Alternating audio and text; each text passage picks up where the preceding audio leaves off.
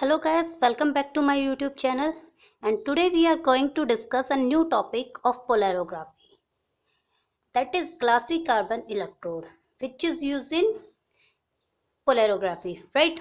So firstly we will introduce it, then we will discuss the working and construction of it with diagram, and then we will discuss about uses of this, right? So firstly, introduction of it was first used by Zitter and Miller. Both of these are scientists, right?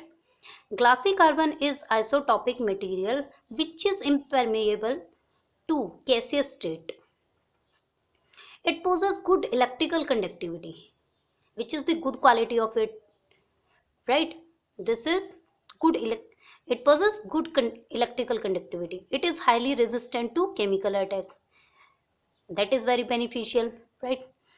Now, working and construction. Before this, we have to discuss about diagram. This is diagram of glassy carbon electrode in which we have a glass tube. You can show like this. This is glass tube which is 3 mm thick, and this is our glass carbon, and it is coated plate. Glass carbon sealed with epoxy resin. This is sealing of this. Now working about its. This electrode is prepared by sealing a glass carbon rod of 3 millimeter diameter and length of 5 millimeter. You can see here, right? This is 3 millimeter and its length is 5 millimeter. Now this glass carbon rod is sealed at one end of glass tube and the other end surface is polished with alumina. Alumina is that from which we extract aluminium, right? So it is ore of aluminium. In it, Teflon tube also can be used in place of glassy tube. We can use Teflon tube also. After this, a few of carbon rod is exposed from the end of glass tube using a glass cutting wheel. The end of glassy carbon rod is polished with emery paper followed by polishing alumina unit, and it gives a mirror type finishes obtained. It means a perfect finish is obtained. Alright. Now what are the uses of it? First use is glassy carbon electrode has been used extensively in cyclic voltammetry studies since it has large over potential for hydrogen evolution and dissolve oxygen. It means it can be used in both the cases, for hydrogen cases and oxygen dissolution, right? Other uses are like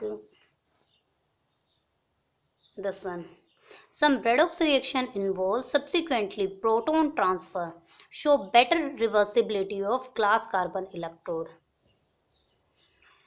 Next one is it is used as substrate during determination of trace metals. It means metal traces. You can say to deduce the metal traces, for deduction of metal traces, in which metals are deposited on thin film of mercury on glassy carbon electrode surface. These are also used in molten state. Glassy carbon electrode widely used in electrode material in electrochemistry as well as for high temperature conditions.